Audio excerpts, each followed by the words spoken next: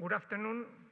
On behalf of the director of the Ramón Areces Foundation, Mr. Raimundo Pérez Hernández, let me give you a warm welcome to this foundation and to this conference. Let me introduce myself. My name is Daniel Santín. I'm professor of economics at the Complutense University of Madrid, and I also collaborate with the foundation, coordinating part of the social sciences activities that are organized or sponsored by the foundation. This event will be in English. However, since one of the priorities of the foundation is to foster the use of the Spanish language in science, let me do part of this introduction in Spanish.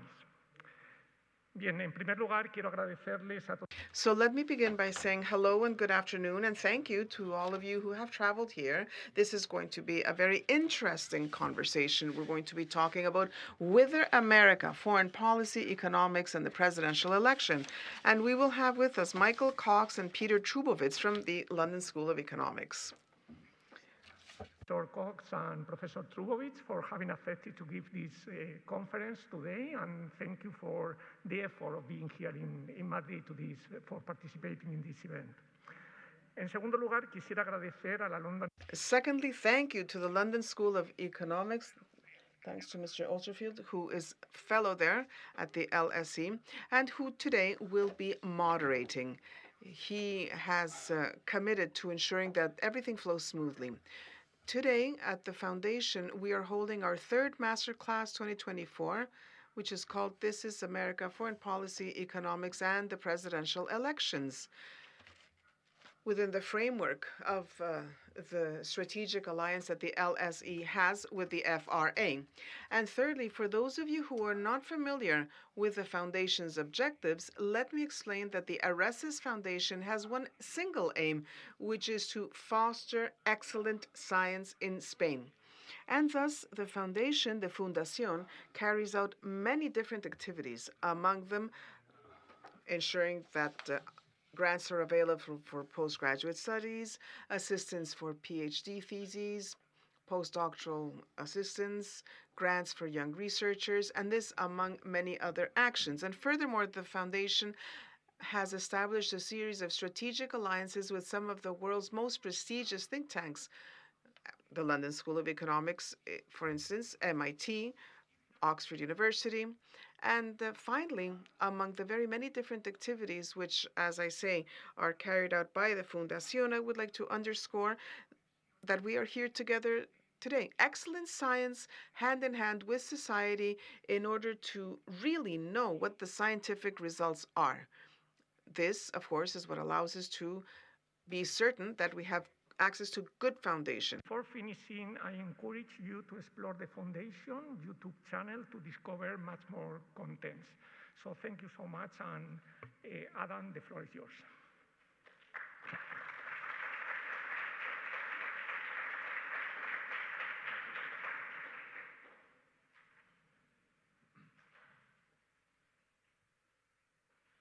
Bueno, muchas gracias a todos. Well, thank you so very much to all. I'm going to do the same. I'm going to speak in both languages. I'm Adam Hasterfield. I'm a former student and a teacher at the London School of Economics, and I preside the master classes in social science. And what we're doing here today is carrying out our activities here at the Fundación.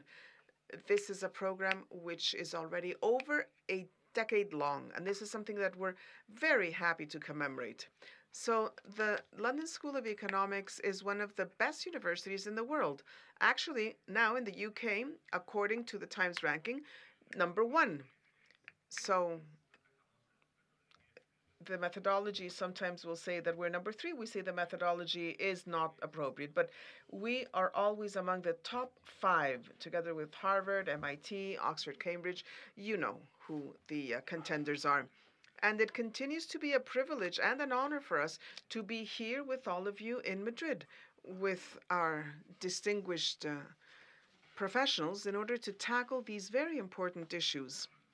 And now I switch to English. Language of the event this evening.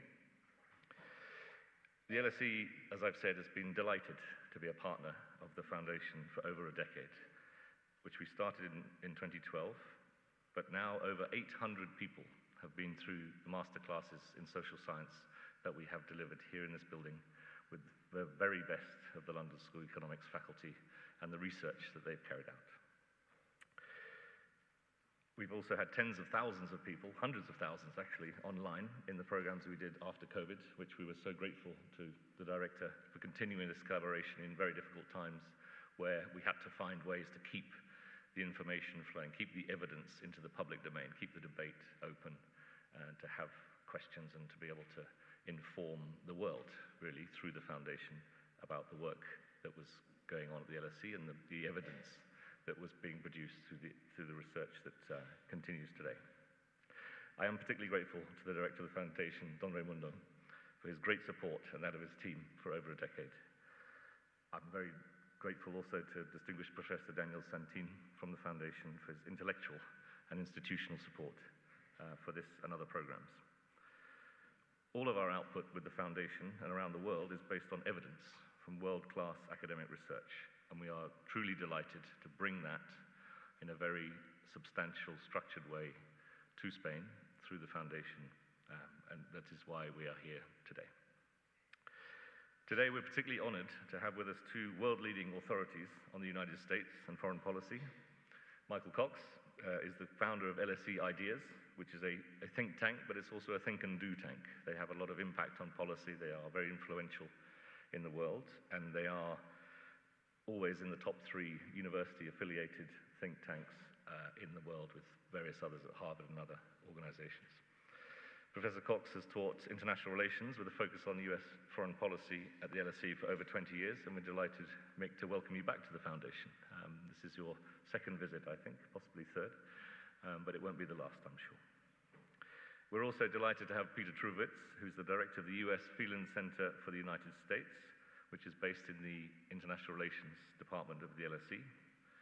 Professor Trubowitz has also held visiting positions at Harvard, Princeton, University of California, San Diego, Chile, University of Chile, CDA in Mexico City, and the Beijing Foreign Studies University, where he was the J. William Fulbright Distinguished Scholar and Lecturer in American Foreign Policy. As a brief introduction to today's theme, when we designed the original program back with our colleagues at the Foundation, we had organized a Biden-Trump discussion on the US elections. Everything has changed, and we are only 2 weeks away or so from the US elections, with that election hanging in the balance, I think it is fair to say.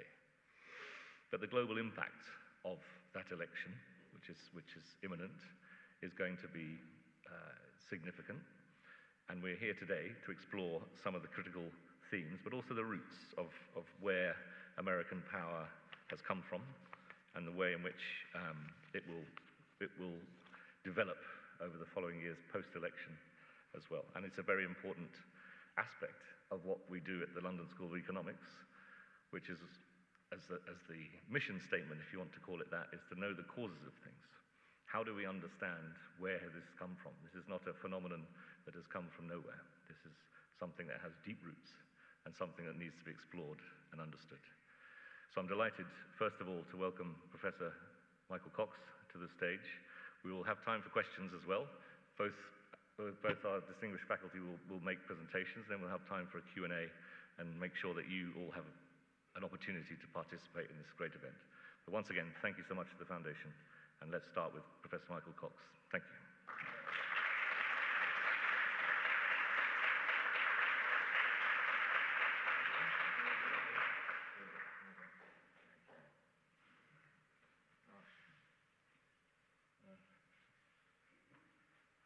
Let me tell you straight away what I'm not going to do.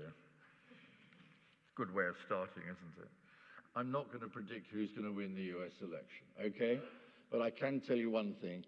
Either Kamala Harris or Donald Trump will win. And that's the biggest prediction I'm going to make. And it tells us a lot about what we don't know. Because as Donald Rumsfeld, you remember, once said, we know what we do know, we know what we don't know, and we don't know what we don't know. And we simply don't know. So basically, rather than focusing in on the election, although the consequences of that, as Adam has pointed out, are going to be huge. not just for America, but for the rest of the world. Maybe I'll take a wider perspective before handing over to my dear friend and colleague from the LSE, Peter Trubowitz. And I want to talk about two great turning points in history, and I want to ask a simple question: are we at a third great turning point in history? That's the framework. The first great turning point, at least in the 20th century, and we could go back even further, of course, but I'll just stick to the 20th century for the moment. The first great turning point, of course, was the end of World War II. And out of the debris, the disaster, and the tragedy of World War II, from an international relations point of view, something fundamental changed in the world. And those two fundamental changes was, on the one hand, the rise of the United States to a superpower status, emerging at the end of World War II, not only with an atomic bomb, but with nearly 40% of world GDP, control over Japan, a major position in Europe, and a major position in Germany. It was, in a sense, the American moment. The American century, as I've been lecturing today, had finally arrived. But the American century was also confronted by another power which had risen as a result of World War II in different ways and for different reasons and on a different system, and that was the Soviet Union. And by the end of World War II, the Soviet Union not only had enormous ideological support in Europe and around the world, don't forget that, it also had an enormous power. It had lost 25 million people during World War II, devastation to the Soviet Union, but nonetheless it was, as the Russians today constantly remind us, the Great Patriotic War. It was the war in which the Soviet Union played a huge role in the defeat and destruction of fascism, but at the same time in the occupation of East Central Europe and, of course, East Germany. And so effectively, and almost inevitably, I'd say, out of that rise of two great powers with two fundamentally different systems, something emerged which was not peace, which was not stability, and was not order. It was what we called the Cold War. And that Cold War, for the next 40, 45 years or so, defined what the world was in many, many other ways. It defined the United States at home. It defined the Soviet Union. It defined the fate of Poland. It actually defined the fate of China, because without the Russian Revolution and the Soviet Union after World War II, there would not have been a Chinese Revolution. It then went on to define what we once called the Third World, national liberation movements, supported around the world by the Soviet Union, both ideologically, economically, and militarily. One great historian of American foreign policy called John Lewis Gaddis, an old friend of mine at Yale, once talked of the Cold War as being a long peace. Another international relations scholar, a great person, Ken Waltz, talked in 1964 in an article, very famous article, of the bipolar order being stable. Well, it didn't feel too stable in Vietnam. It didn't feel so stable in Korea. And by the way, it didn't feel too stable in Europe sometimes. And for those of us who lived and experienced and went through most of the Cold War, which I did, we kind of experienced it rather as fear and danger. The one thing we can be certain of is the social sciences are very good at looking and understanding the past, but pretty hopeless at predicting the future. And the one thing we didn't predict, that it would come to an end. I can hold my hands up now and honestly say, I didn't think it was going to end. I can even tell you a little story. When I gave a paper in Paris in April 1989, notice the year, notice the date, I said, the European Cold War order is clearly very stable at the moment. I should have been sacked straight away from my job. But actually what I was reflecting in many ways was what the dominant theme was. That this order which had been created, this bipolar system, with its costs and its consequences for the world, that it would last, and it didn't. And by the way, that should make us all very modest about predicting anything. If we fail to predict one of the most important events of the last 50 years, namely the end of the Cold War and then the subsequent collapse of the USSR, then let's be modest about what we can predict going forward. Big events happen which we don't predict, and then they have huge consequences, as we well know. So let's be surprised to be surprised going forward. But that system did come to an end finally. It came to an end suddenly, relatively peacefully in most cases, but not all. And by 1991, we were facing an entirely new world. Another fundamental shift, the second great shift, second great shift in world politics. America claimed it had won the Cold War. In fact, everybody claimed they had won the war. The Poles, my friendly Poles, said they had won the Cold War through the Pope. Mrs. Thatcher said she won the Cold War, of course. She claimed she won everything. Everybody claimed they had won the Cold War. And there's many explanations of why that Cold War finally came to an end. And I won't bother you with all the details. There's still big arguments going about why it happened. Ronald Reagan, it is said, also ended the Cold War by making a speech in the British Parliament in 1982, claiming that the Soviet totalitarian system will finally collapse. So there's a lot of Republicans who claim that Ronald Reagan ended the Cold War. So choose your cause and just hang on to it, okay? It doesn't really matter about causation in this sense. What matters is consequences. And the consequences were real and dramatic. Real and dramatic for Europe, as we know. The community became a union. Dramatic for Germany, which reunified or unified. Dramatic for the United States, because it could now claim it won. History had come to an end. America had won. The West had won. Liberalism had won. And a famous American writer called Francis Fukuyama, I'm sure many of you have heard of him, said history had come to an end. Liberalism had triumphed. The Western world had triumphed. And America had triumphed. We were now going to live in another American century, if you wish. And in some ways, that optimism about the future expressed at that time, I think was exemplified and personified in the presidency of Bill Clinton. Bill Clinton was the happy president. I think he was also the lucky president as well, in many ways. And it was out of that Clinton period that this notion that not only is the world unipolar, but the world will become more liberal. And of course, with the election of Tony Blair a few years later in '97, it seemed like Bill Clinton had a partner in the shape of Tony Blair. And a new liberal world order dominated by Western values, shaped by globalization, and underwritten by a benign America, a benign United States, who would act not only in its interest, but in the general interest of the world as a whole, would come into being. And in this situation, those who had apparently lost the Cold War, Soviet Union, Russia, would be integrated and pulled into the new order. And indeed, even the rise of China, which remained, of course, under communist control, it would become a responsible stakeholder. Those were the hopes. Worth remembering now.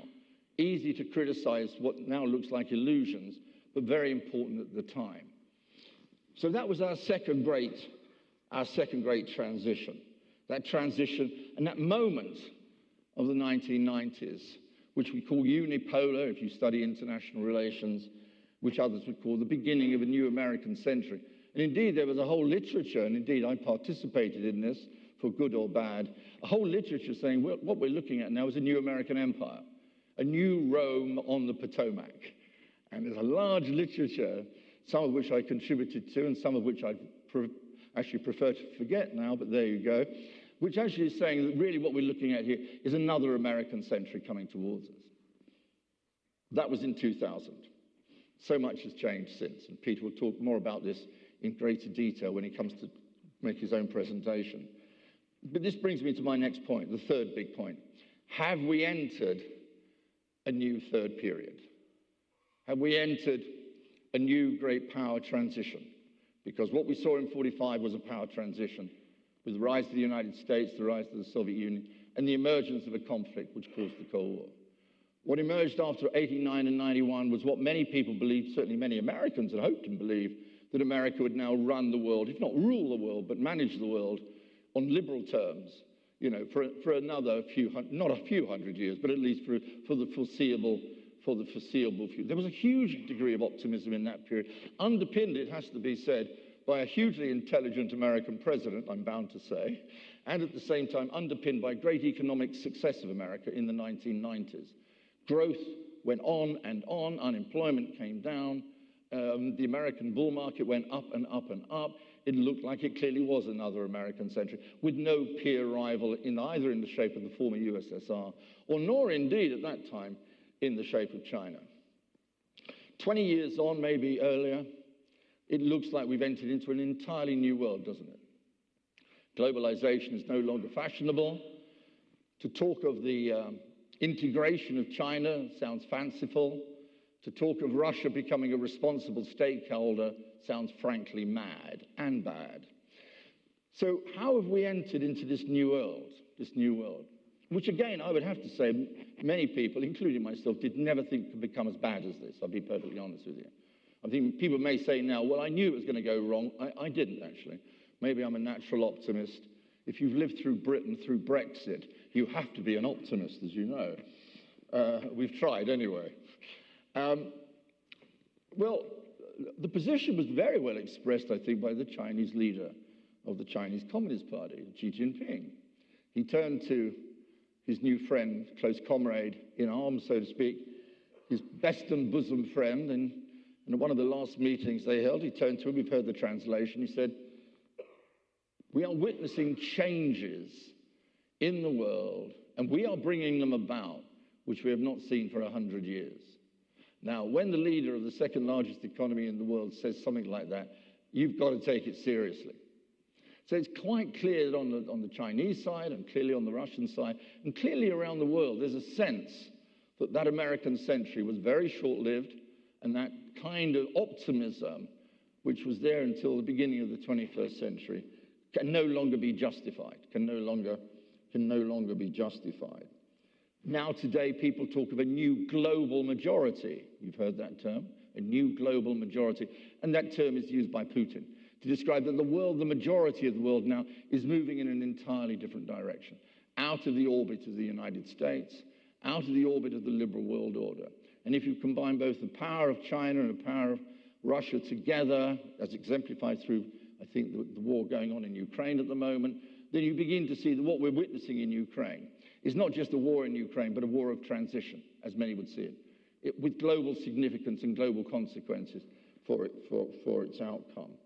So we're now seeing, in a way, the beginning of a third period, if I can use that terminology.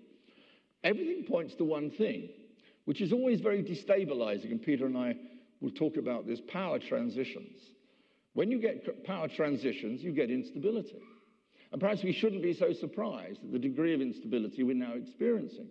Because if what was once called the unipolar world order is no longer quite so unipolar, although the United States retains vast amounts of power, by the way, and I think we've got to retain that point in mind, America may not be quite in the decline that many people claim it to be in, given its economic power, its military power, its alliance system around the world, the power of the dollar, the number of alliances it has around the world. The United States still remains very central to the world order and to the world system, but that is now very much under contestation by China, in a kind of quasi-alliance with Russia, if you like, and with a kind of an ability to talk to the global south and to kind of express what many in the global south are feeling about where the world is going, where the world was, and where the world is not today.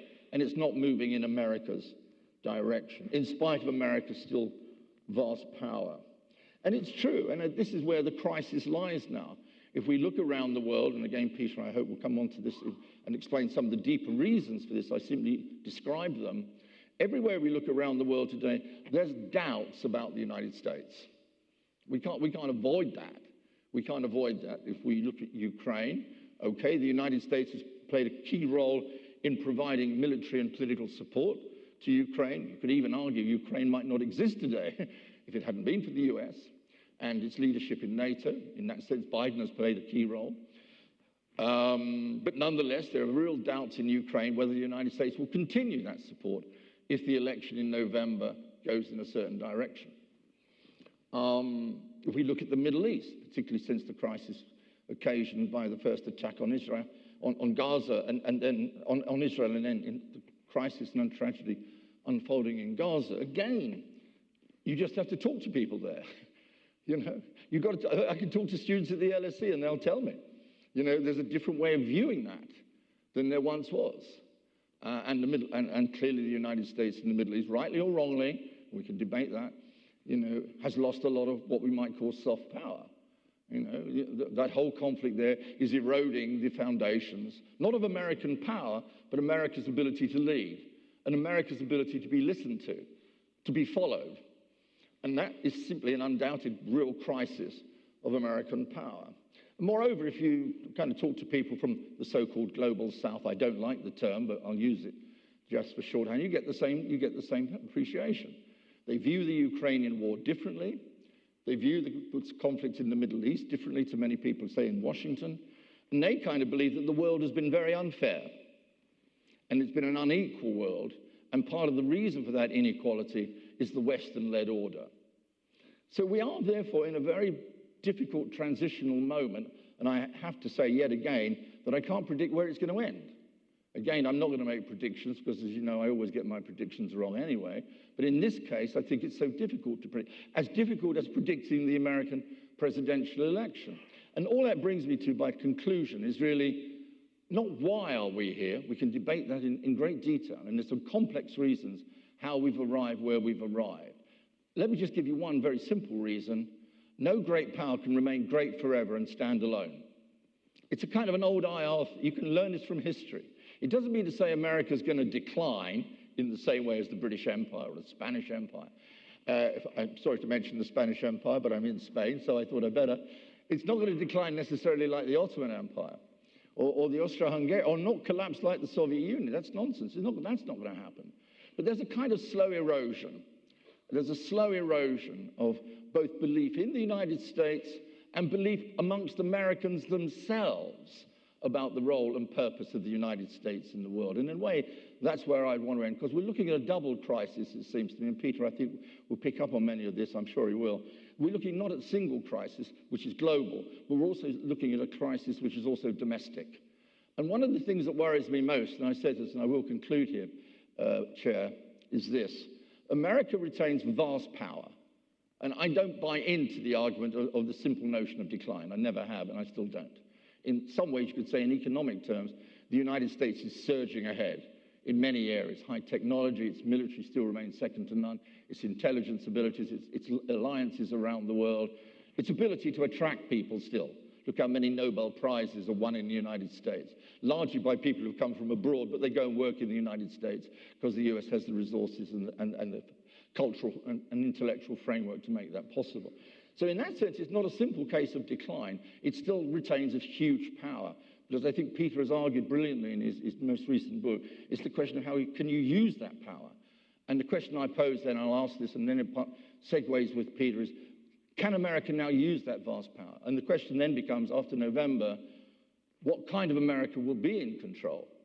And this is what is worrying so many Europeans, let's be perfectly honest. There's a kind of sense that we love to criticize the United States, but we also depend upon it. It's easy to criticize the US for all sorts of reasons, but at the same time, when we turn around and say, who's going to provide the fundamental security for us, it's still the United States. So we live ourselves in a world of dependency on the United States with no serious alternative to it, but at the same time confronted by big challenges in the Middle East, in Ukraine, and around the global south, to which I think we don't have easy answers. What I think we need to ask ourselves is, how have we arrived at this and what consequences this means going forward? I'm not going to make a prediction, but I always say to my students, hold on to your hat, because we are moving into times which are not only uncertain, but so uncertain that I'm even going to fail to predict where it's going to go to in the next few years, and certainly not in the election. So I'll hand over to my good friend Peter Trubowitz to carry the conversation on, and I look forward to answering some of your questions. Thank you very much for listening. Thank you.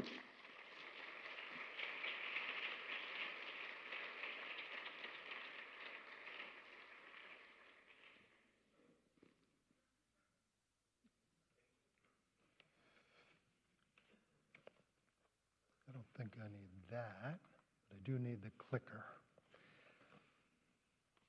So, well, first of all, it's wonderful to be here. And I want to thank the director and the foundation more generally for inviting me to come and talk to you and to share the stage with my good friend, Mick Cox, who has brilliantly framed the question before us, I think, tonight. I agree with much of what Mick has said, especially the idea that American decline, or America's not in some kind of irreversible, inevitable decline, slide. In my view, America's problem is not really so much a loss of power as it is the ability to exercise the power that it has. And so I'm going to one-up Mick, and I'm going to go back a little further in history before bringing it around to this very important election in the United States. I'm going to start by talking about power, and Mick was talking about the power transitions, and I want to talk about the relationship between international power and domestic politics. When international relations scholars use the term power, they usually mean material power. That is, a country's size, its population, its military capabilities, and other resources. And material power, of course, matters internationally. But how useful a country's material power is depends on its ability to convert it into effective foreign policy, that is, to convert it into international influence. And in the world of IR theory, the correspondence, there's a kind of one-to-one correspondence between the two, that they just you move smoothly from an increase in power to greater influence. But that's rarely the case in the real world, and that's because domestic politics gets in the way. And this is true of every country. It's true of Spain, but it's especially true of America. And it's especially true because of America's fragmented and decentralized political system. That system offers many different pathways, or what political scientists like to call veto points, for the minority to block the majority's agenda. As my old dissertation advisor, Walter Dean Burnham, once put it, America's constitutional order is dedicated to defeat. Now, what he meant by that is that by design, by the founders' design, it makes it very hard to produce programmatic policy in the United States. Hard, but not impossible.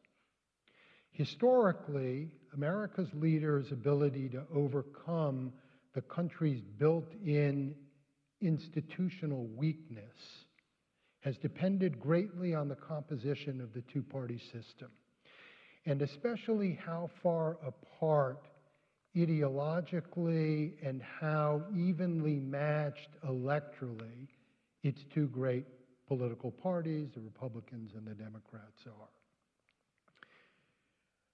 During the second half of the 19th century, I told you I was going to go back further than Mick, America grew economically by leaps and bounds. I mean, people talk about China's great rise, you know, from the late 1970s until, let's say, 2008. China has slowed considerably since. America's rise in the postbellum period, in the decades after the Civil War, was everything is great.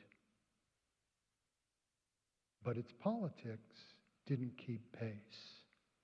For much of that period, its two parties were at loggerheads, and they were evenly matched electorally, with one party invariably controlling the presidency and the other party controlling Congress.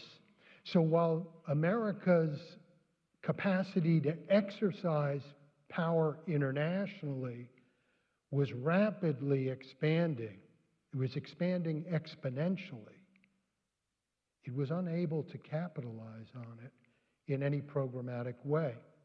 And that's why diplomatic historians that look back at that period refer to it as America's awkward years.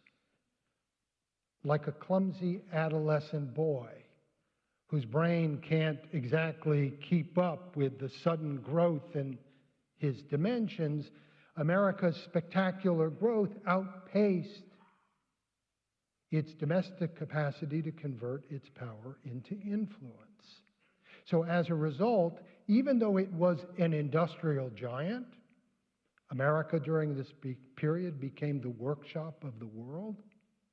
It punched way below its weight internationally. And it was not until the late 19th and really early 20th century that America's political capacity finally caught up and began to match its power. And it occurred in a great electoral realignment and reshuffling in the late 1890s that gave one party, the Republican Party, control over the machinery of government. And it enabled the United States to capitalize on its tremendous power. And it was under Teddy Roosevelt that America came to see itself for the first time as a policeman. Okay, a regional policeman. And it developed the military and diplomatic means to match.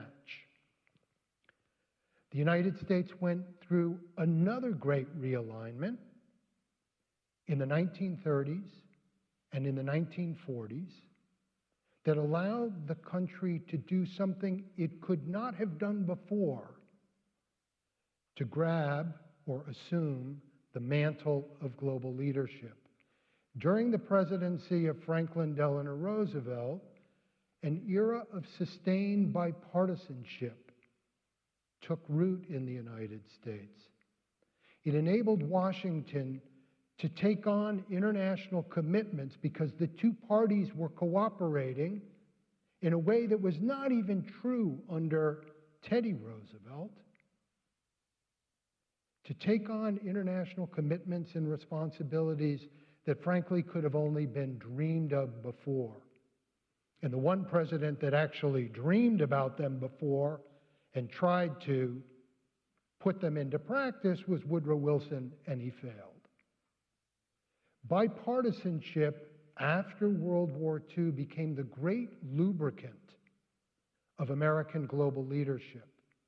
At the time, the Secretary of State put it this way: bipartisanship is the oil of government.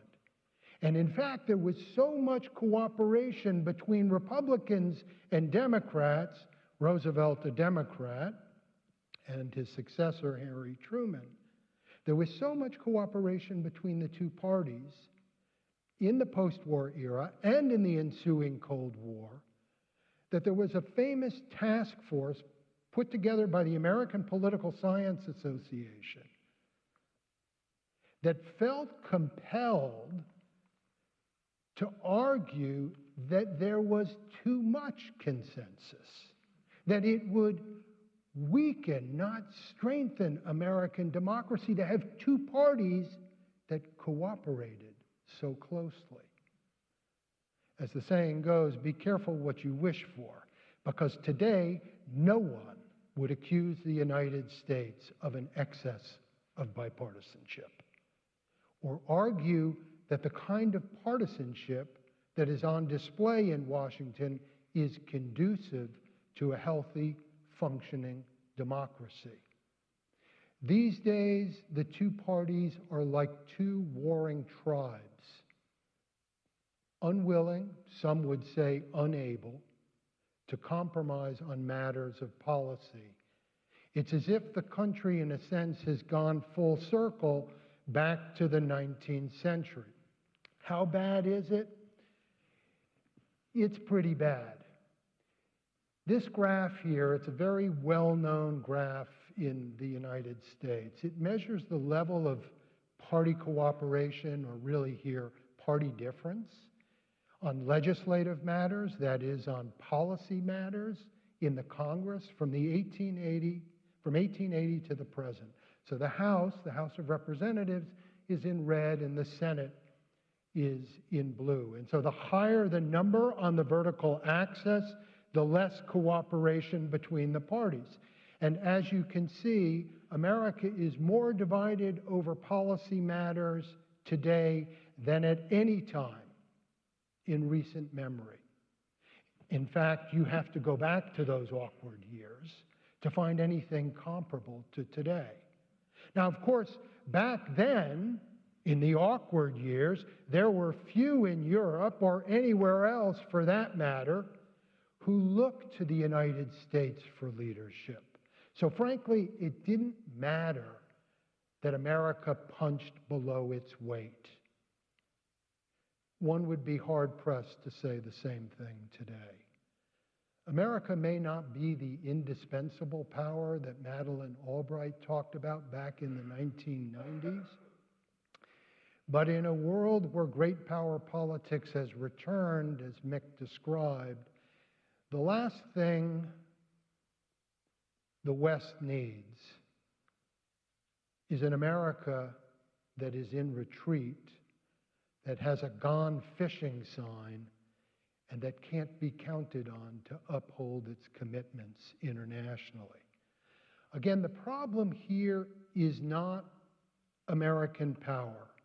Yes, China has closed the gap in recent years, but by most standard measures of material power, China is pretty far behind the United States. Moreover, that gap between the US and China is even greater when one starts to factor in the economic and military assets of their respective allies and partners.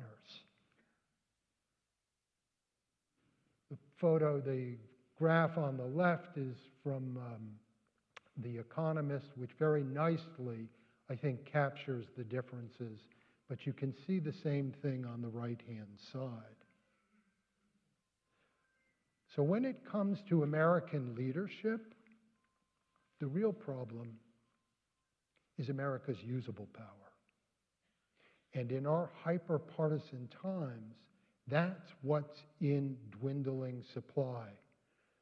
As the economist Paul Krugman aptly put it, America is a superpower without a fully functioning government. Or as I like to put it, it's effectively conducting foreign policy with one arm tied behind its back. And one consequence of that is that American foreign policy has become increasingly erratic, shifting direction when power changes hands in Washington. And this, of course, is why there is so much anxiety about the closeness of this year's U.S. election. In Europe, I spend a fair amount of time traveling in Asia, in much of Asia as well. It's close, very close. Everyone understands the stakes involved, and most worry that if Donald Trump manages to win the presidency, he will delay, he will obstruct, and he will reverse many of Biden's foreign policy initiatives, from supporting Kiev, to strengthening alliance ties, to investing in green technologies.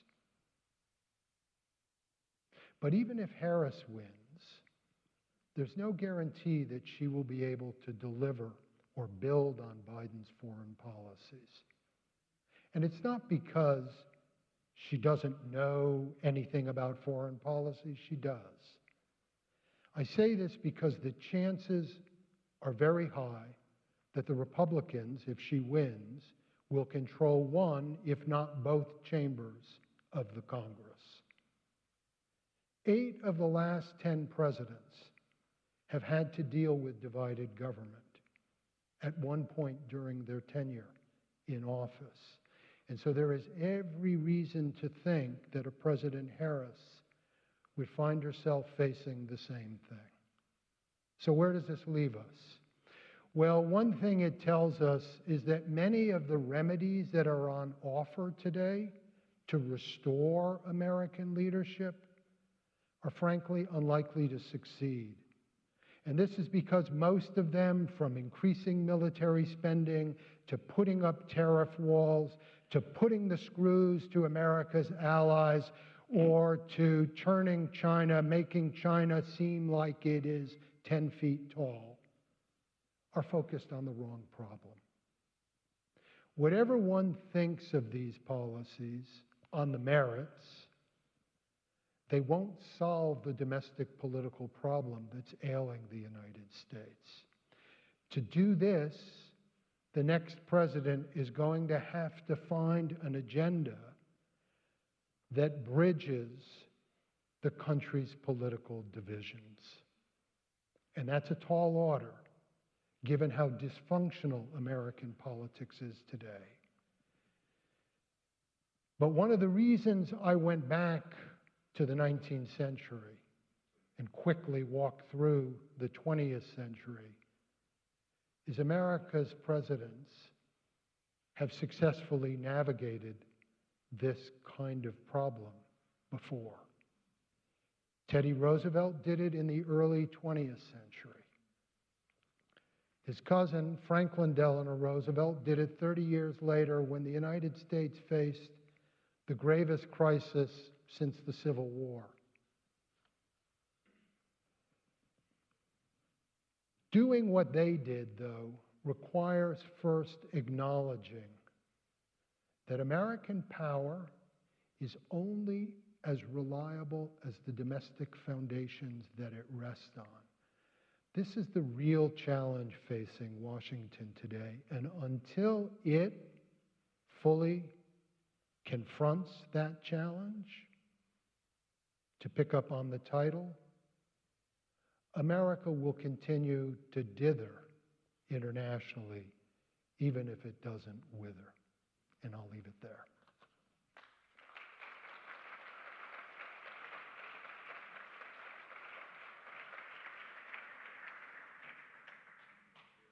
Good.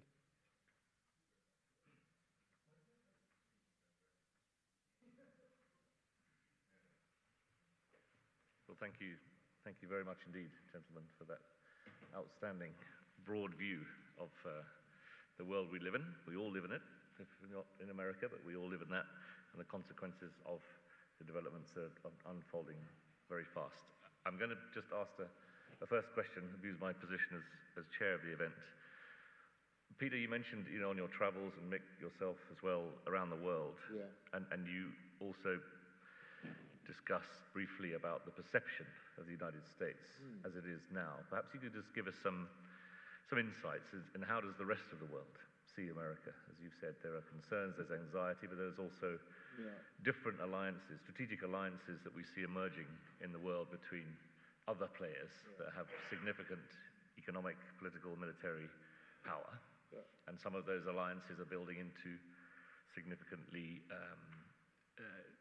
not necessarily in opposition, but certainly in international relations of influence, let's say, in the world. So when you're visiting China, when you're visiting the Middle East, you're visiting different parts of the world, what do your colleagues, your contemporaries, your students, your people tell you about their perception of the US as it stands right now? I don't mind. Let me go first. As you know, is that okay? Can you hear me? That's a bit of an echo. Is that all right?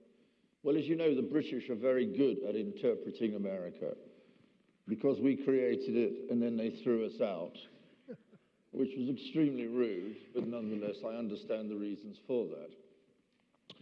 Whether I have a specific insight into the American mind, I don't think I do. The British like to think they do, but I don't think they do. The perceptions, the question is, how is America viewed from outside, not how does it look from the inside? Well, basically what's happening on the inside of America is worrying everybody who likes America, frankly. I mean, this is a simple fact. This is why, if I might be blunt about it, most Europeans, if they go to church, are praying for Kamala Harris. They are very, very worried. In the majority, not all, not all, but in the majority. If you speak to people in Brussels, both in the EU, if you speak to people at NATO, deep worries, deep concerns about the outcomes of this election. If it goes, as they've already made it quite clear, if it goes the wrong way. And for them, the wrong way, frankly, let's be blunt, is Trump. There's no doubt about it. They have some criticisms of Biden, and there's real criticism, a huge criticism and a legitimate criticism is the way that the United States and Biden got out of Afghanistan at the end of 2021. But having said that, nonetheless, the view, taking it from Europe, and indeed from London, let me tell you that as well, because London is still thinking about these things quite seriously. The view from London, I know, from the Chatham House, from the think tanks, is deep worries, deep worries. I've just written a long article for the Chatham House magazine, advertising myself. Shouldn't do that, should I? But I have.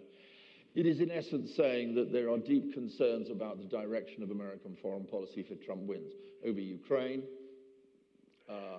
about which we can have a big discussion anyway, over US relations with Russia. Does Putin have a special relationship with Trump? Does Trump have a special relationship with Putin? Discuss. The future of the EU relations. Is a Republican administration going to launch a trade war, not only against China, but against the European Union? And does Trump really believe in NATO? He might in the end have to live with NATO, but does he genuinely believe in it? And some of the things that he has said in his previous election campaign in 2015-16 and what he said now are extraordinarily worrying. Peter knows Asia very well. I've been there quite a lot as well, to China. I think the Chinese have a very divided view as to who they'd like to win. They basically think they're in a long-term competition with the United States anyway. I think on balance, they may even prefer a Trump presidency for the only reason that Trump looks like he's so disorganized and it would weaken alliances in Asia, but they may be divided on that. But among many Asian allies of the United States, again, I think there are the same worries. There are clearly the same worries about this upcoming election. Finally, and lastly, but no, and I do speak to quite a lot of Ukrainians in London, a serious concern. They're not very happy with the US policy at the moment, to be perfectly honest, on the Ukrainian side. Right. Because they want to escalate the war to Russia, and Biden has said no, but rightly or wrongly, I'll leave that for debate. But clearly within Kiev and amongst the Ukrainian foreign policy elite and what happens there, it's very concerning. The last thing I'd say is, and I always want to bring it back away from Europe and away from Asia, let's go back to the global south again. Let's remember the majority of humanity doesn't live in Europe, doesn't live in the United States. It lives in what we call the global south, what we used to call the third world. And perceptions there of the United States are gaining increasing negativity. There's no doubt about it. Now, some of this may be wrong, some of it may be inaccurate, some of it may not be based on anything other than prejudice against the United States. And this is why I think China and Russia, in terms of their own narrative about the world, are winning some of the arguments. We can't avoid that. We may be worried in Europe about a Trump presidency, but nonetheless, many within the larger global south kind of think, well, the Chinese and the Russians, and at least particularly China, are offering us a narrative which makes a lot more sense. And that, I think, is where actually a large part of the future confrontation, if that's the right word, is going to be fought and won. And that's where we've got to be most worried about perceptions, not of Biden or of Kamala Harris, or indeed only of Trump, but also of the United States more generally and its role in the world. And that's what worries me most. Mick has covered a lot of the ground here. I mean, I would say when it comes to America's allies, I mean, I agree whether you're talking about Europe or you're talking about Asia, there's just a great deal of unease about the possibility of another Trump presidency and what it will mean for the network of alliances that the United States has, that's constructed and nourished and developed over time. I would say it's palpable in Asia.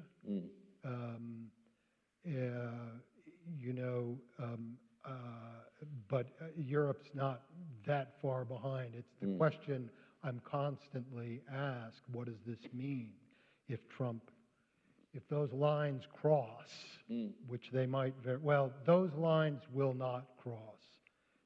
I will make one prediction. Just as an aside here. Careful. She will win the popular vote. Yeah. So I think that's without doubt. Unfortunately, it just doesn't matter that much in the United States. You have to win the popular vote probably now by about 5%, 4 to 5. Hillary Clinton's problem is she came in just under 3%, and it just is not enough to be able to carry the swing states. Anyway, that's an aside. I think, you know,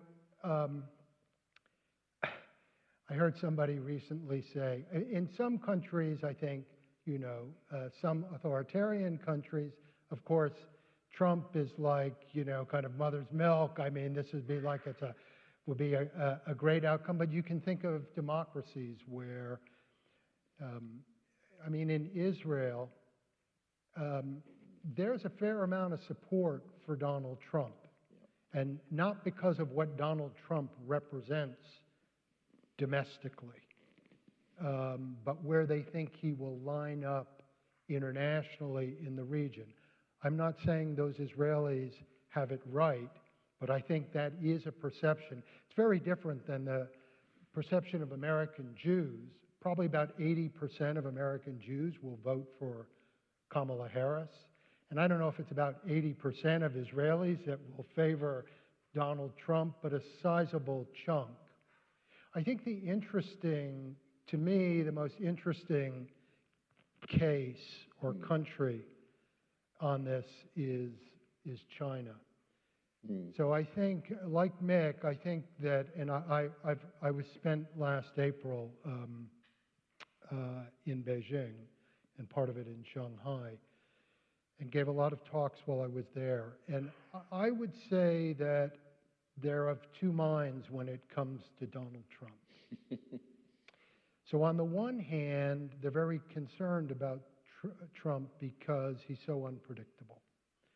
And you don't know, he wakes up on one side of the bed and he does something, you know, whatever he feels like doing, he'll do. So he's, you know, kind of unpredictable and erratic. On the other hand, because he's unpredictable and he's erratic, and I think many Chinese think doesn't really know what he's up to or about, he represents an opportunity. An opportunity for China to expand, to push the boundaries.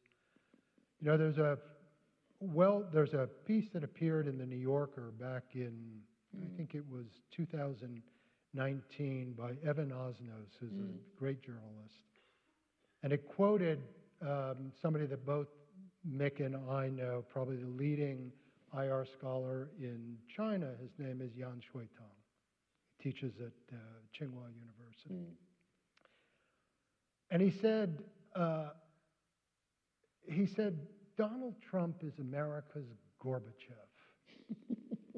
Now, to like Western ears, that's like really like a weird, like that's like a compliment. But to Chinese ears, that's somebody who destroyed his country. Exactly, yeah. Donald Trump will weaken the United States. And as he went on to say, Donald Trump represents an opportunity for China, an opportunity to expand. So it's not hard, and I heard these kinds of scenarios or discussed them with people, and just the last point on this with China. Trump is so transactional that if I were in Taiwan right now, I'd be worried. It's not that he will like completely turn his back on Taiwan, but the current policy is to turn Taiwan into what's called the porcupine, to make it so difficult for China to take over Taiwan. I could easily see Trump, in return for concessions on tariffs, let's say, saying to Xi Jinping, you know what, we're not going to sell as much weaponry to Taiwan going forward, to kind of change the direction of travel in U.S. policy. So, I mean, I think the answer to this question is it varies a lot by by country, but I think one thing that you can say for the most part, most American allies are very worried about what will happen if Donald Trump gets back in office. Yeah, if I could just add one other thing, I think I make one prediction here. Yeah. That the man sitting in the Kremlin at the moment might be quite happy about a Trump victory. And I think we know why. Because Trump has made it quite clear he's going to bring this war to an end in 24 hours. No. But nonetheless, the degree of support which he will give and provide to the Ukrainians is going to be compromised, as it's already been compromised over the last year. Yeah. In the last election, when Trump won, there was I was following this from the Russian perspective, the degree of kind of celebration in Moscow when Trump won was really palpable. Right. And by the way, there's a recent book which has just come out, not to be too academic about it, written by a great American journalist, Osnos you mentioned, but also a man called Bob Woodward, who's just written a wonderful book, very interesting, and he's a very, very formidable journalist, investigative journalist. And in that particular book, he points out to several things, which I think we must take to be true, because he always bases himself on strong evidence. One, Donald Trump managed to get a COVID machine to Russia for Putin's personal use. This is at a time when most Americans are dying in their thousands from COVID. And it's also, and Russians have admitted to this, by the way, there were 6 to 7 private conversations. While Biden is president of the United States, 6 to 7 private conversations, which we don't know what was said. We may know. I'm not in the CIA, so I don't know, obviously. But we don't know what was said. But it's extremely concerning. And this is why the people in Kiev are so concerned. And by the way, why the people in Brussels and NATO are so concerned. You know, Trump has a Russia problem. Or a Putin problem, if I can put it like that. Thank you very much, gentlemen. I'll open this up to the floor, but before we do so, because you both declined to give a prediction, I think what we'll do is we'll have an audience Fundación Ramón Areces prediction. We won't ask you who you would vote for, but I would like you to put your hands up to say who thinks that Kamala Harris will win. So we have okay. You can abstain. This is also keep your hands up. 2 hands. You can put up 2 hands. Okay. Okay. Yeah, you can vote twice. You can vote twice. Well, and sometimes I and wish. who believes that Donald Trump will win the next elections? Oh, by a slim majority. Looks like the 2 lines back there. I would say, yeah. Thank you. Very interesting. It's actually quite divided, though, I thought. Although I think majority was for Trump there, wasn't it? I think it was pretty even. Pretty even. Just like the American election. It was very unscientific. Are you from Pennsylvania? Are you from Georgia? Yeah. Okay. But very, very interesting, because I think you know, there are many commitments that we have in Europe and in Spain, of course, but the UK and there's no discussion of a special relationship at the moment that exists in a way that one could actually put any serious, I think these days, you could put any credibility to, in a way that the world has changed from the American domestic situation outwards, and that has huge impacts for NATO and particularly in European states. But let me turn to some questions. We have a bit of time for questions, so who would like to go first and ask our distinguished panel any questions? The gentleman there in the middle, if there's a microphone, please. We don't need a translation. I don't know. Thank you very much for a very interesting conversation. I just want to ask, as European, we were feeling as Europe, I mean Atlantic, as the heart of the world. Do you think that the heart of the world is really now in Pacific Ocean?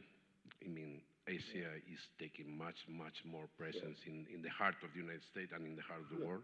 Yeah.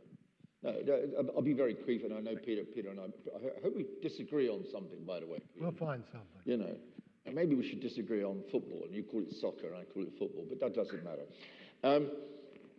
Look, there's been a long debate about power shifts going back centuries. Books have been written about the rise and fall of great powers. Whose century is it? Well, we know the British had their century. Spain had 2 centuries, I think. America has had a century since 1941 or 45, I think, the famous American century. But there is now an ongoing discussion that's been going on for 20 years about the rise of Asia and the notion that the new axis of economic power, partly, is shifting to Asia. This is partly to do with the rise of China, but it's also to do, and the often forgotten major economic power in the world, Japan, which often gets left out of so many of our conversations. That's a major Asian power, even though paradoxically it's part of the West in political and economic terms.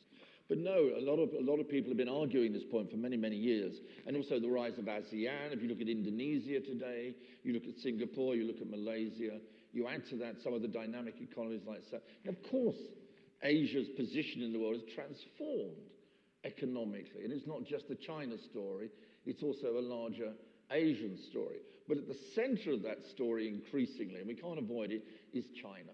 There's no doubt about it. It is an Asian story, so it's a broader shift to a region. And so therefore the transatlantic core, you know, what we used to call the West, is no longer so fundamental to the West. And that's a good thing.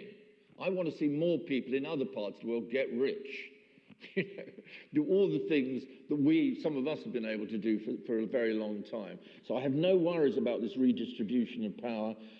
But nonetheless, I mean, there is a concern, and I'm not saying I won't put it in too strong of terms, but within Asia, and I talk to a lot of guys from Indonesia, from that part of the world, and from India too, by the way. We can't leave that out of the equation, as I was told this afternoon by one of the students here.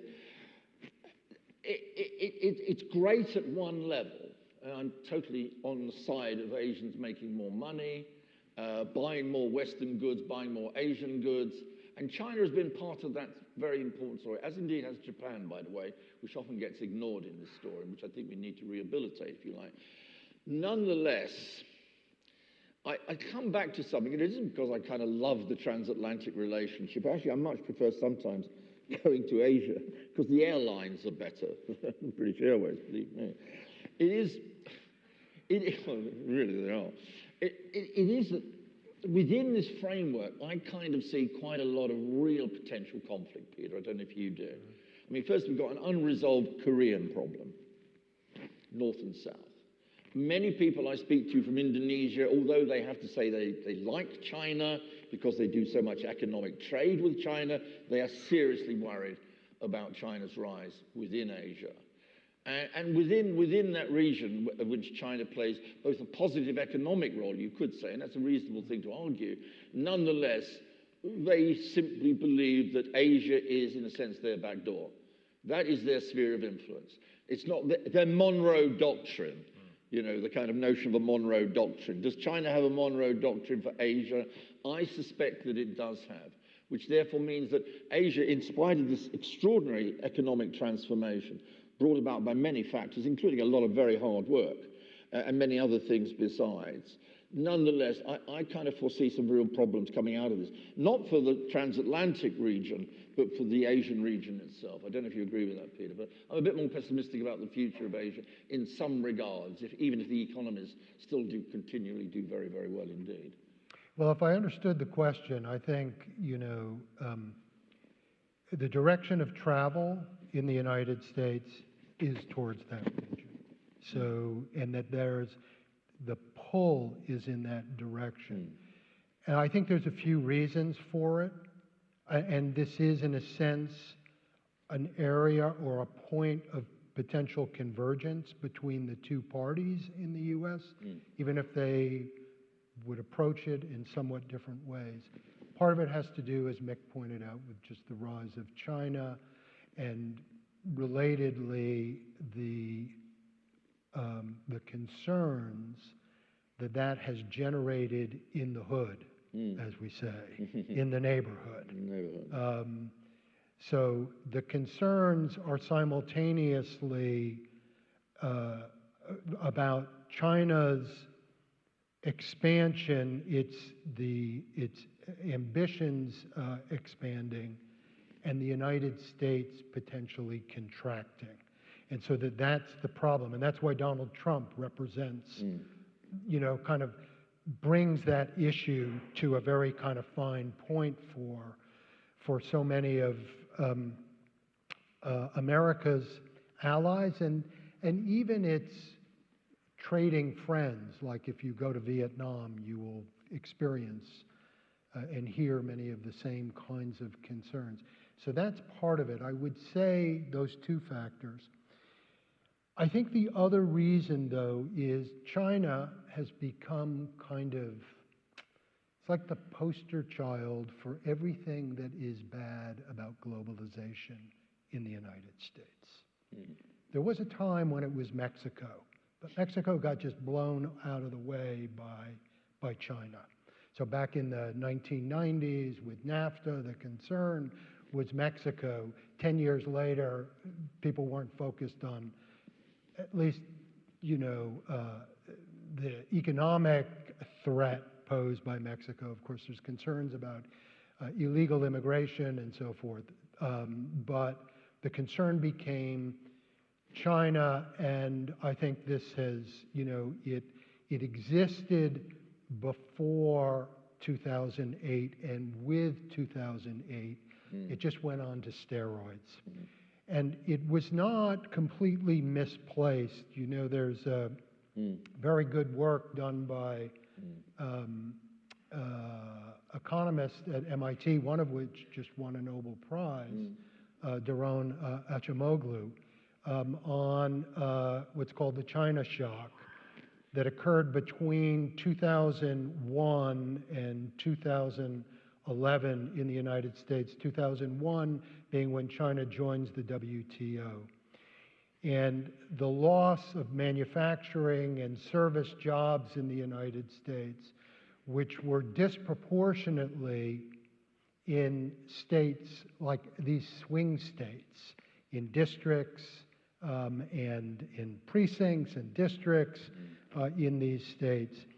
And there's been the backlash against globalization is principally focused not on the global south per se, not really on Europe, principally on China. And you can see it in public opinion polls in the United States. So there's a convergence of both what's happening, kind of the redistribution of power or the concern about that in Asia on the one hand, and the domestic consequences of China's spectacular rise inside the United States has made Asia, East Asia, especially salient. But here's the thing. Unlike China, which is a regional power, the United States is a global power. It is a truly global power. It has interest in Europe. It has interest in the Middle East. And anybody that doubts that learned in 2022 and learned again following October 7th, a little over a year ago. The U.S. may want to pivot to Asia, but because its international interests are global, it cannot do it like as easily as it wants. It keeps getting called back, and it has to deal with that. And that's a challenge for the U.S., I would say, going forward. Thank you. I'm reminded that the person who negotiated the WTO entry by China was Long Yong-tu, I believe, right? He spent 12 years negotiating China's entry to the WTO. You should also point out, by the way, he was educated at the LSE. And where was he educated? Always could blame the LSE. Exactly. He was the WTO, if you want to. Alumnus of the LSE. Yes. Question here, and then there was another one over here. There's a gentleman, I can't hear. Yes. Somebody over here, I think. Yeah. I came of age in the transatlantic era. I was born and raised a devout proponent of the transatlantic bond. America first. Make America great again. What the hell does that mean for A, the EU, B, NATO? Thank you. Well, okay, very, very briefly, I think it means trouble for both. I mean, and that's a very simple and short answer, and I could go into far more detail. Trump has made it quite clear he doesn't like the EU. He kind of sees it in his first presidential race in 2016. He kind of saw the EU's even more horrible at trade than China, largely because they are very competitive, I think. He doesn't like multilateral organizations, and by the way, unlike Bill Clinton, he doesn't like trade deals. And I don't think he likes an EU which is competitive economically with the United States. Let's be blunt. This is about business. This is about, it's the economy, stupid. And I think that he thinks that a weaker EU is a less competitive EU against the United States in a highly competitive economy. So there's a kind of business rationale behind him wanting to see a weak EU, which I think is, by the way, politically and strategically nonsensical. So I think America's interest lies in a strong Europe, not a weak one. But as you point out, Peter, he's a transactional president. And if it's good for America, if it's bad for the EU, that's fine by me. NATO, I think there's a slight nuance difference here because NATO is so popular in the United States because it has such high visibility as the central core security guarantor of American interest in Europe. If NATO is not there, the United States does not manage Europe so well. And I think the very influential people in the Pentagon, in the foreign policy elite, in what they call the blob, the kind of foreign policy inside the Beltway guys in Washington, kind of know that NATO is really crucial to all this. But even there, Trump has raised some doubts in people's minds. Whether or not he will ever be able to go as far as doing serious damage to NATO remains problematic. After all, NATO has made 2 new members recently in the shape of Sweden and Finland. But the very fact that you have an American president in a presidential race saying, oh, well, you know, if you don't spend the 2, 3, or 4% that the Europeans are supposed to spend, then you know, we're not going to defend you. However, I think here, let me just say one thing. The Europeans, and I include the British, by the way, in this, by the way, so I still feel you're a European myself. You may have understood that. I think the Europeans have to step up to the plate as well. You know, I mean, you know, you can't free ride forever. You know, and I think the best way the Europeans could help in this regard, and I'm not in favor of raising military spending all the time, by the way. I'm not one of those kind of, let's get it up to 5%, 6%. But nonetheless, it does seem to me that the European countries themselves have to play a positive role here. And they can contribute to the stability that we're looking for by raising their own defense spending. And therefore take away one of the things that Trump always goes on about, that you guys over there are free riding, you're rich, but you don't want to spend on your own security. I would just say in response to this, I mean, Mick's covered a lot of the ground, is what America first means, if he gets elected, I think it means that Europe needs, I think to pick up on Macron's point, Europe needs to think much harder about strategic autonomy. And it will, if we see Trump elected, it's one thing that he got elected in 2016. I mean, it's worth remembering. Republicans got hammered in 2018. He lost fairly significantly in 2020. The Republicans got hammered in 2022. If he comes back, something has really changed in the United States. And I think that needs to be taken on board here. And I don't think it means the United States is immediately out of NATO, but I do think, to go back to the point that I raised earlier, it just means that America's commitments are not as credible and reliable. That's what it will mean going forward. Yes, you know, maybe through, some kind of deals can be struck with Donald Trump and so forth. If you're a responsible European leader, that is no way to be like thinking long-term about your country and or about the EU more generally. It may not come to this, but I think that the implication of America first being put back into office again, it has serious implications for this part of the world, I think. Thank you. There's another question, gentleman there, I think, with a microphone to gentleman in the red. Oh, sorry. Okay, we'll take this gentleman first, and then you, sir, in the red after. Thank you very much for the presentation and your insights. I think one thing that's different in this election in the U.S. is that you have a candidate in Trump that ran for president before and was elected, and governed for 4 years. So you have a record to assess. And I mean, my personal opinion is that the election in the U.S. is going to be governed by domestic issues. immigration, which we haven't talked about, the economy, which we really haven't talked about, inflation. But this is a presentation on external affairs, so I'll stick to that. And my question is, given that he's had a record from 2016 to 2020 on foreign policy and external relations, and I think it was a time, I think most people agree with the relative peace around the world. What's your assessment, or how do you think the Europeans assess, given his record of 4 years of relative stability and peace in the world, why would they be so afraid that the next 4 years are going to be any different? Peter, I'll hand that over to you. Yeah, so I just want to make sure, I actually want to deal with the first part of the preamble to the question, but the question itself is, if Europe survived 4 years, why can't it survive another 4 years of Donald Trump? Yeah, I think there's a wider question is, there's a lot of people who would argue on the economy. Let me just touch that very quickly before handing over to Peter.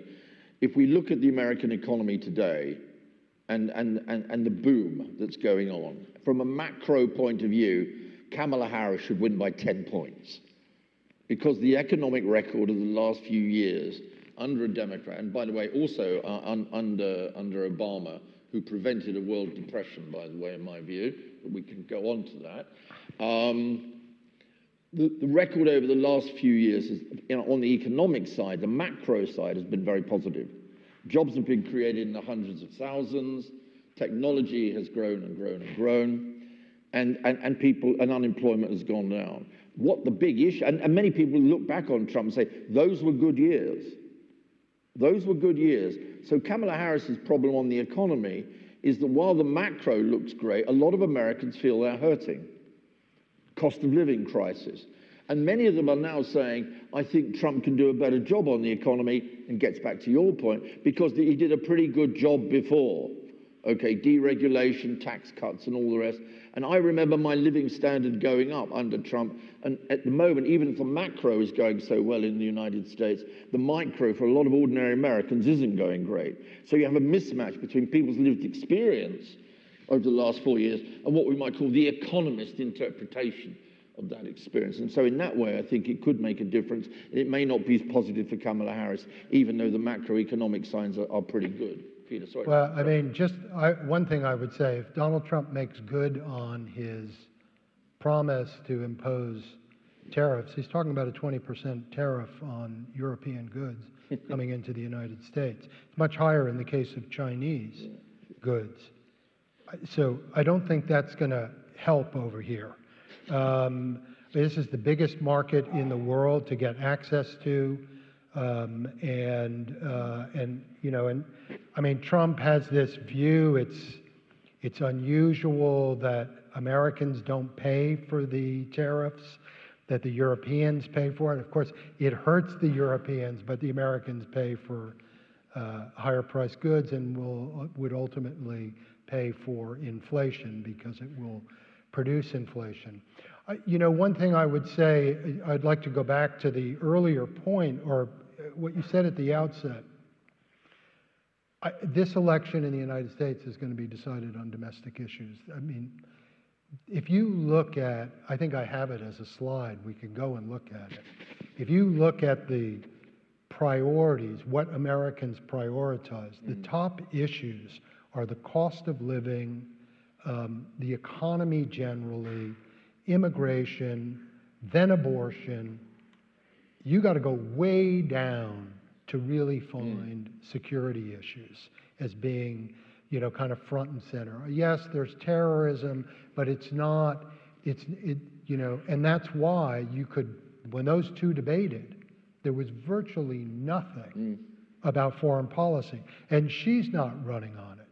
In fact, she knows that she's vulnerable on the economy and on immigration. On the economy, the problem is 65% of Americans think the economy and the country is going in the wrong direction. I mean, in a normal election, that would be curtains for the party that is in power. So if you're looking at objective indicators, Kamala Harris should lose the election. They're concerned about that, 65%. 60% are concerned about immigration.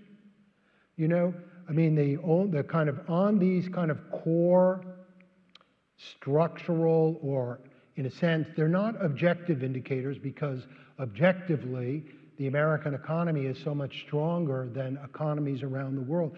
I mean, like I said, I spent April in China. China's in trouble. It is very clear when you're there.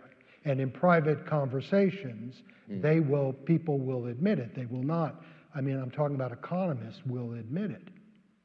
You know, youth unemployment is through the roof there. The official statistics are 20%. You talk to economists, it's somewhere between 30 and 40%. That is combustible material.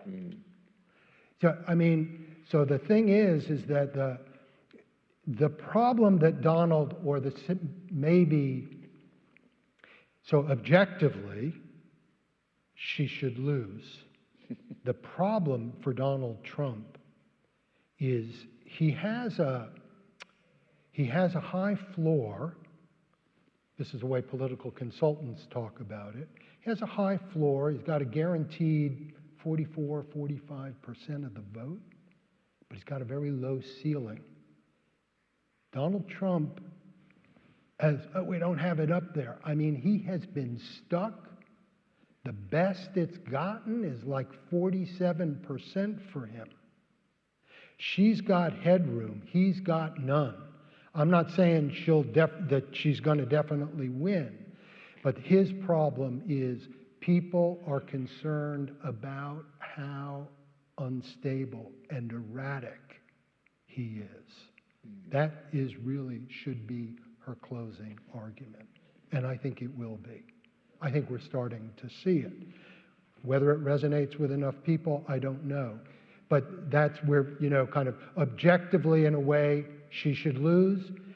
There's also the advantage of he's kind of an incumbent because he's been there before, and people do remember COVID and the craziness during that period in the United States. There was a gentleman in the red there, I think. The microphone, please.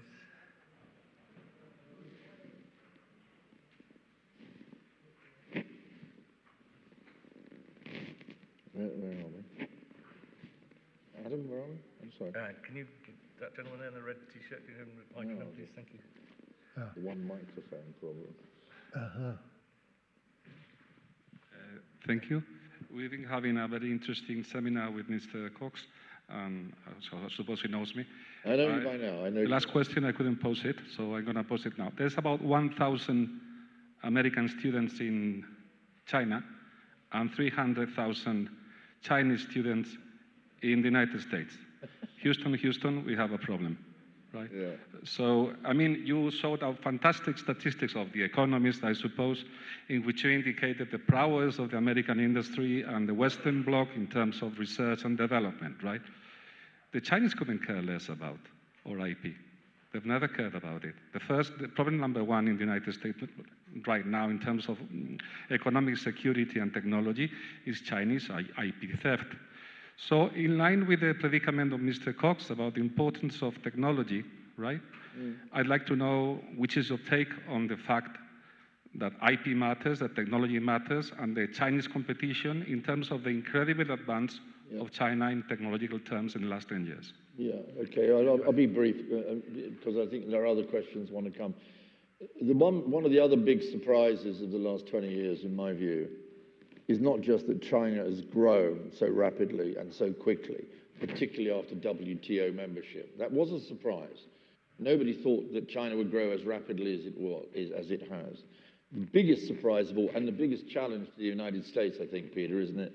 That it's not just low goods, cheap imported goods. It is that China now is managing to compete at the technological level. And if you remember that Xi Jinping, about whom there's much criticism made in the West, laid out a strategy almost 10 years ago. It was called China 2025, if you remember. And he laid out 10 areas where China within 10 years will be competing technologically with the United States, and indeed with Europe. But let's just use the United States as our kind of point of reference. And in nearly all of those areas, whatever China's weaknesses are, and whether China is or is not a global power, and I think it's more a global power than you're suggesting, Peter, but we can come back onto that. And I agree with you, America is the global power, but I think China's challenging it in many, many areas, particularly in the global south. But we can come back to that to debate.